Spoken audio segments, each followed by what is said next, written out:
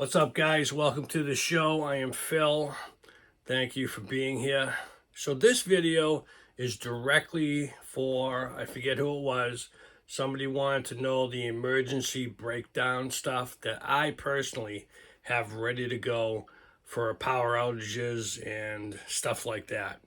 I have heaters, I have solar lights, I got solar generators, I got a camp stove ready to go. I tell you, it only took me one season of being cold and miserable. And I was like, oh shit, like, oh man. And I didn't want that anymore. And I was like, I don't know anything about that. And it was too cold and I bundled up. And thank God I had blankets and coats and stuff like that to get through.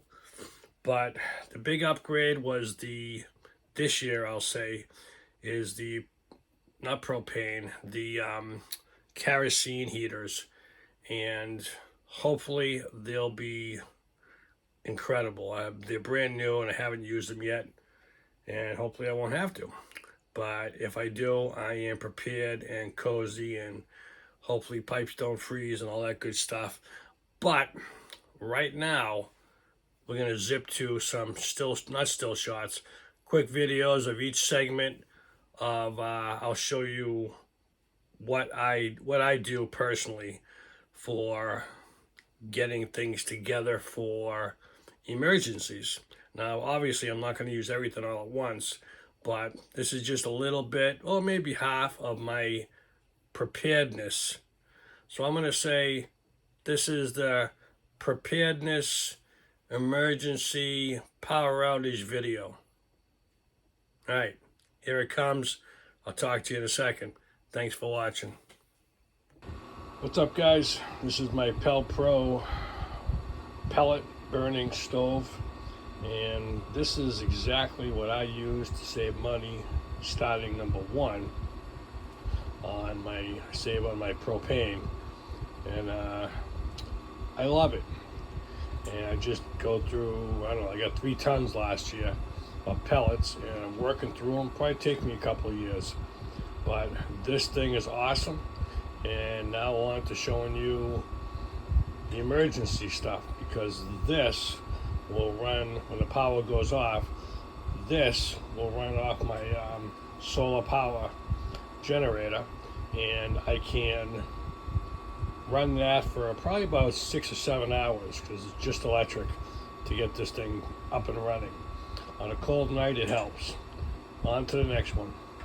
All right, guys, so this is my emergency heating system.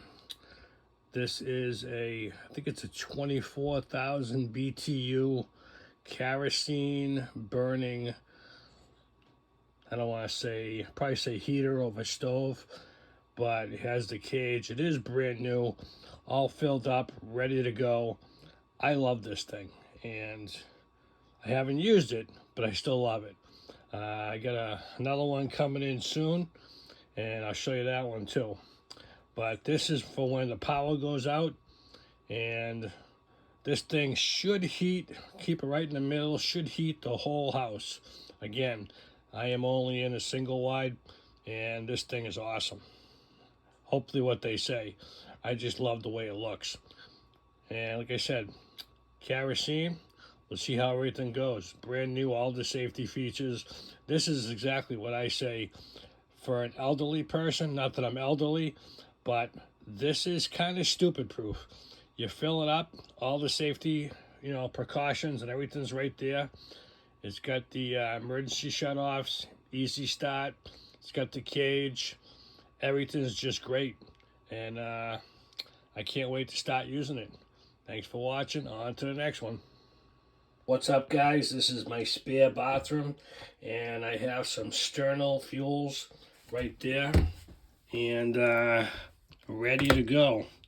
Absolutely. I have used this stuff before, and it's a little, I don't know if I would say risky, because what I found out, this thing gets really hot, and lighting is one thing, make sure it's on stability, but putting it out, depends on where it is. It goes in the stove, but it's still getting that cap on. Everything's hot. So I don't know if I would say for a senior citizen, I probably wouldn't go with this. I would go with one of these. And it's kind of, I know they say yes and no. All you got to do is screw it in. And those tanks are good for a heater buddy or a Mr. Buddy. I use it for my Coleman stove. And if I need to cook on something, that's what it's going to be for. Again, this is just for emergencies if the power's out. And that's it. On to the next one. What's up, guys? We are in my side room, my pellet storage room. And this is my Coleman with those tanks we just showed you. Goes right here. And this is just in case. I leave it right beside it. Just in case, a little camp stove. Put those tanks right on here. And boom, it's outside. This room is not heated. So again, I would, in case of power outages, I would just personally, you got a burner, I got pellets, but this is mainly to feed myself. But again, I do have propane, so I'm assuming the stove will work. But this is just something that is kind of stupid proof, and it's not that seniors are stupid, but you want something easy. And like I said, power goes out, put the big tank right there, make sure it's right, and on-off switch, and boom, you have a stove. You're not spending a Thanksgiving dinner out here, but if you want to boil something or make corn or macaroni or anything, boom, it's right there. It's a great, great emergency stove, and this room is perfect for it. On to the next one, guys. What's up, guys? So these are 4 of the solar power stations that I have just as everyday life. But I have the much bigger one that's like double, I think it's like 2,000 watt one that will run the fireplace, the stove, pellet stove there. But this is just a Jackery, and this thing is a beast itself. It's got all the switches, all the things. This one, I do forget the name of it. Again, got all the bells and whistles. I got 2 of these. These 2 are the same. I just want to show you the front.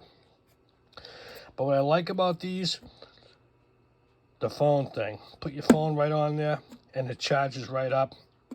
Very handy to have. But I like them. I think they're great. Plus I have, like I said, 2 more. I got one in the bathroom just because I'm cheap. I run a light off it, and I just keep charging it. And it's great. These are, if you have the money, I would get at least 2. If nothing else, get 2.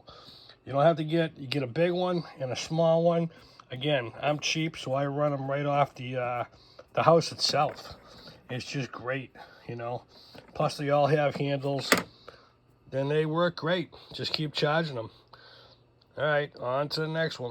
All right, guys. So, again, this is just the solar lights and touch lights that I use. And that's that. This is the emergency radio it's got solar on it. It's got a crank. I'm ready for action. This is a solar light, and this is just a rechargeable light that I use around my house. Cell phone battery bank, and of course the bigger one, cell phone solar charger. And this thing is pretty awesome. It just folds right up.